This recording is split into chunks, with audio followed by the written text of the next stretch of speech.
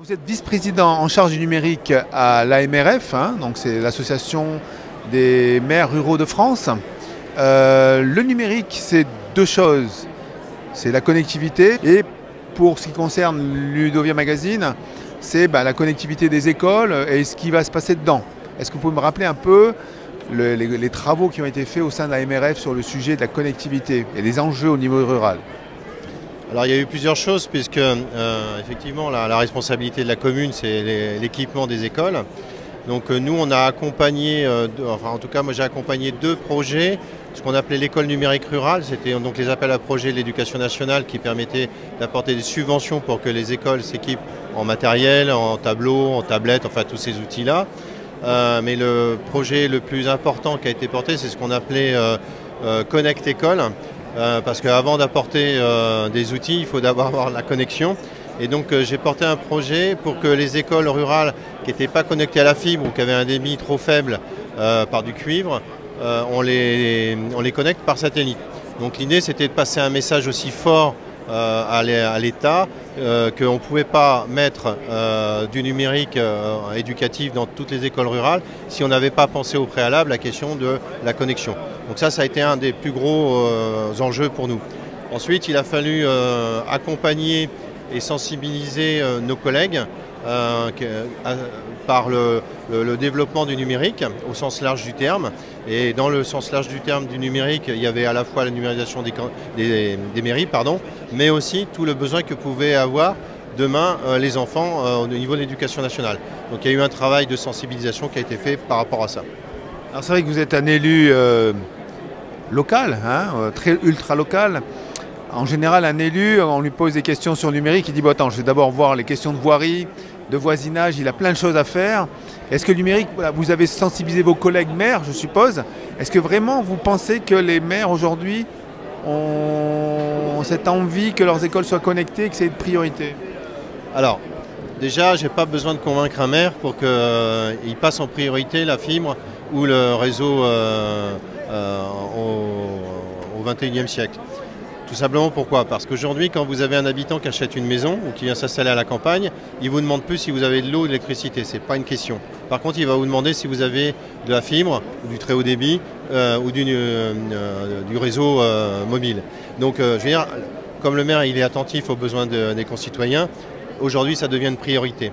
Ensuite, il n'y a pas besoin de les convaincre à accompagner sur le plan éducatif le sujet, parce qu'encore une fois, on s'appuie aussi sur les enfants, sur l'éducation, pas sur les instituteurs. Moi, j'ai souvent, à l'occasion de Ruralytique, exposé par le fait que si on avait du mal à convaincre un élu, il suffisait tout simplement de passer par les enfants qui sensibilisaient les parents et que forcément les parents allaient voir le maire en disant mais dans mon école il n'y a pas de tablette, etc., etc. Donc mais je pense qu'on est passé on n'est plus à ça. Ça c'était il y a, alors, ça paraît très longtemps, mais 2 ans, et dans le temps numérique 2 ans c'est long.